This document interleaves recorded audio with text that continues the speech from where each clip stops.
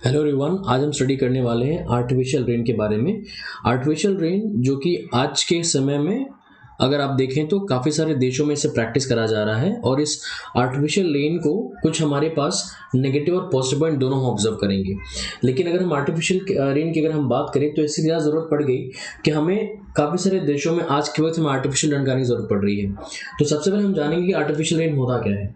तो artificial rain को एक तरीके से हम क्लाउड सेडिंग भी कहते हैं, जिसके अंदर हम वेदर को मॉडिफाई करके एक तरीके से हम उसे स्टिमुलेट करके या किसी केमिकल सब्सटेंस का इस्तेमाल करके हम आर्टिफिशियल रेन कराते हैं। जैसे कि अगर आप बात करें तो इसके अंदर हम मोस्टली सिल्वर आयोडाइड और पोटेशियम आयोडाइड का इस्तेमाल करते हैं और इन दोनों ही केमिकल्स को हम क्लाउड्स में इंसर्ट करते हैं with the support of aircraft या हेलीकॉप्टर्स। अब जब ये केमिकल्स क्लाउड के साथ रिएक्ट करते हैं तब जाके वहां पे हम आर्टिफिशियल सीन ऑब्जर्व करते हैं। तो सिल्वर आयोडाइड एक ऐसा स्ट्रक्चर है, ऐसा केमिकल है जो मोस्टली इसका हम यूज करते हैं खास करके आर्टिफिशियल रेन कराने के लिए। जैसे आप इस पिक्चरों में देख सकते हैं, ये हेलीकॉप्टर के थ्रू या प्लेन के थ्रू हम इस सिल्वर आयोडाइड की सीड्स को क्लाउड्स में इंसर्ट करेंगे, यहाँ पे स्प्रेड करेंगे और यहाँ पे स्प्रेड होने के बाद आप कुछ समय बाद जब ये पार्टिकल्स में रिएक्ट करेंगे तो कुछ समय बाद उस एरिया में हम बारिश की संभावना देख सकते हैं। तो आर्टिफिशियल रेन खास करके इस सालों में काफी सारे रीजन में कराए गए हैं, इंक्लूडिंग दुबई या इंडिया के भी कुछ पार्ट्स में। अब अगर हम देखें तो इसे इंडिया में सबसे पहले इंट्रोड्यूस कब करा गया। इंडिया में इसे बहुत पहले 80s में इंट्रोड्यूस किया जा चुका था, खास करके तमिलनाडु में और कुछ अलग स्टेट में जैसे कि आंध्र प्रदेश में करवाया गया था। अब इसका जो मेन पर्पज था उस समय इसे क्यों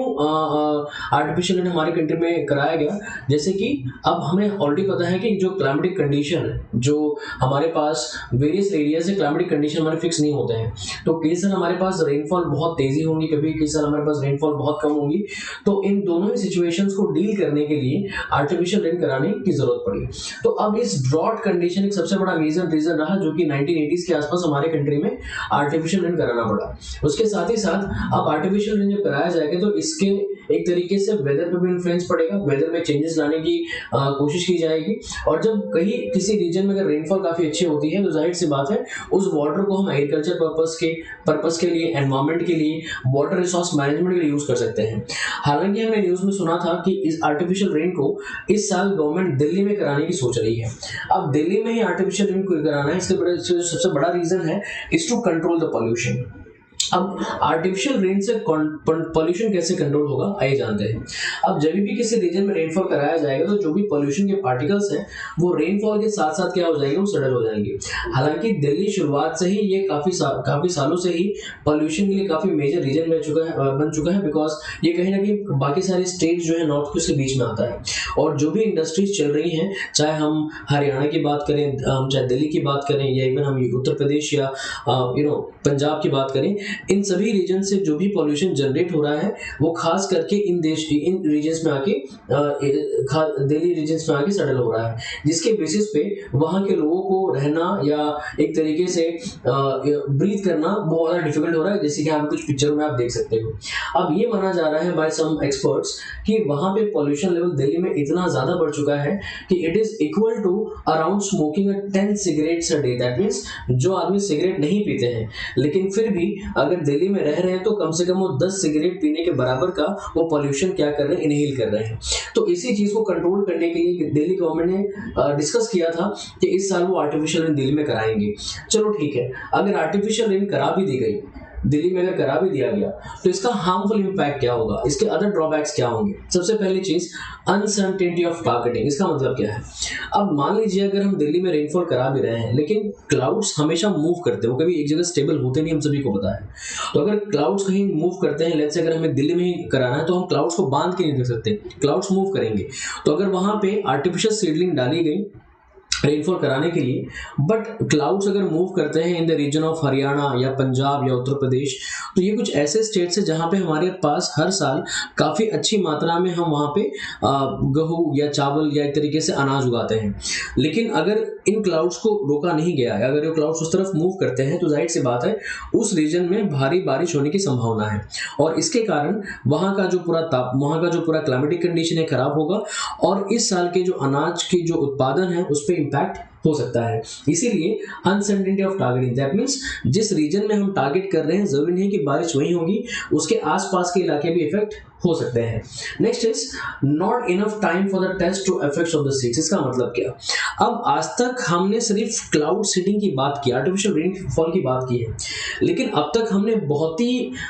डिटेल एनालिसिस में हमने ये डिस्कस नहीं किया है कि उस आर्टिफिशियल रेन का ह्यूमन पे क्या इम्पैक्ट होगा या इंसानों पे क्या इम्पैक्ट होगा, जो कि कुछ अगर हम रिसेंटली रिसर्च और ऑब्जर्वेशन करें तो इसका इम्पैक्ट अगर हम देखें, जो कि केमिकल से, जाहिर सी बात है एट लास्ट वो केमिकल ही है, राइट, वो हम नेचर के अगेंस्ट में जाके कुछ काम करना चाह रहे हैं, जिसका जो लॉन्ग टर्म इम्पैक्ट होगा उसके जो केमिकल्स हैं, आर्टिफिशियल रेन्स के जो केमिकल्स हैं वो प्लांट्स, एनिमल्स और ह्यूमंस पे इम्पैक्ट करेंगे, साथ ही साथ ये एनवायरमेंट में भी प्रॉब्लम क्रिएट करेगा, और जो ह्यूमन बीइंग सर्वाइव कर रहे हैं उनमें खास करके ये रेस्पिरेटरी और स्किन डिसऑर्डर्स के प्रॉब्लम भी रेस कर सकता है, जैसे कि पुल्मोनरी लेशंस और अर्गेरिया। तो ऐसे कुछ हमारे पास रिसेंटली रिसर्च करके चीजों को हाईलाइट रखा गया है। अब सिल्वर आयोडाइड काफी टॉक्सिक केमिकल है, जो कि आपके कुछ रीजन्स में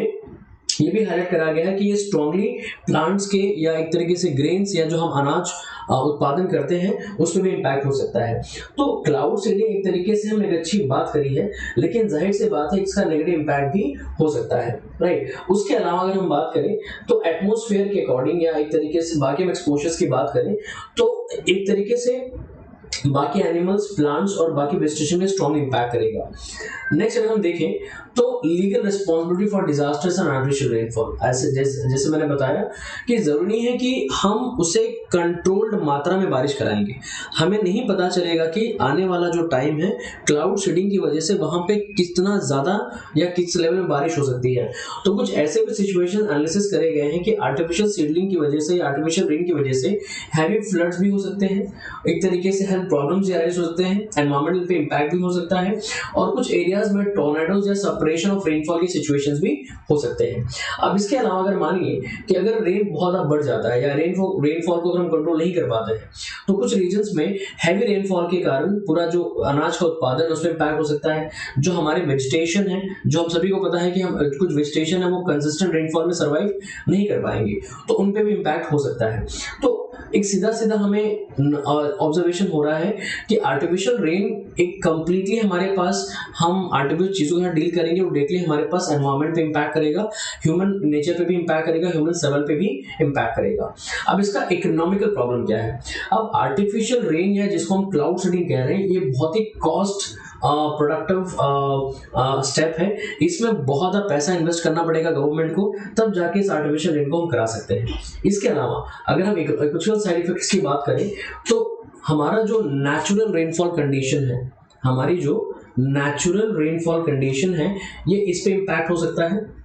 वहाँ के जो क्लाइमेटिक सिचुएशंस है उस पर इम्पैक्ट हो सकता है, और किसी भी रीजन की जो वेजिटेशन है, जो उनके सर्वाइवल है, उन पे भी इम्पैक्ट हो सकता है। अब तक हमने ओवरऑल ऑब्जर्वेशन किया इसके नेगेटिव इम्पैक्ट के बारे में, बट इतना तो श्योरिटी है कि इसका कहीं ना कहीं इम्पैक्ट हमारे जो एनिमल्स है, जो माइक्रोब्स है, या जो भी हमारे पास एनिमल्स वेजिटेशन में सर्वाइव कर रहे हैं, उन पे भी इनका नेगेटिव इम्पैक्ट होगा। जैसे मैंने यहाँ पे मेंशन किया है, it will impact on fauna, that means animals, because हमने अभी तक एनिमल्स पे क्या इम्पैक्ट पड़ेगा इसको लेकर डिटेल रिसर्च नहीं करा गया है, और इससे रिलेटेड प्रॉब्लम्स जो लिविंग ऑर्गेनिजम्स फेस कर सकते हैं। तो आर्टिफिशियल रेन टर्म सुनने में या क्लाउड सीडिंग रेन टर्म सुनने में बहुत अच्छा लग रहा है, लेकिन इसके हमारे पास नेगेटिव इम्पैक्ट बहुत ज्यादा है, और अगर कोई भी देश अगर इसे प्रैक्टिस करना चाह रहा है या प्रैक्टिस कर भी रहा है तो इन चीजों को बहुत ही सोच समझ के करे। जो रिसेंटली एग्जांपल की अगर हम बात करें तो हमने ऑब्जर्व करा था कि इस साल कुछ रीजन्स के दुबई में गवर्नमेंट ने आर्टिफिशियल रेन कराया था। अब उस आर्टिफिशियल रेन की सिचुएशन आपने देखा होगा कि दुबई के कुछ रीजन्स इस साल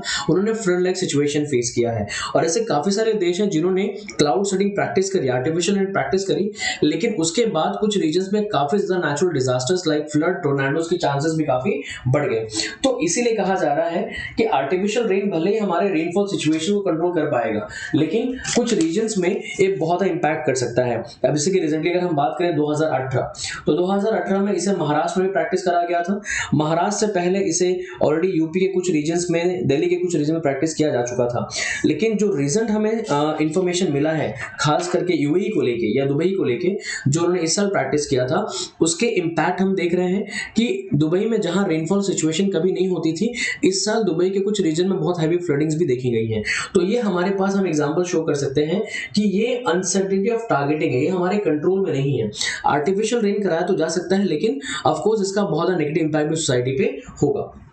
Hope you may have liked this video. So thanks for watching everyone. Kindly like, share and subscribe my channel, and also follow my channel on Instagram and Facebook. Thank you all.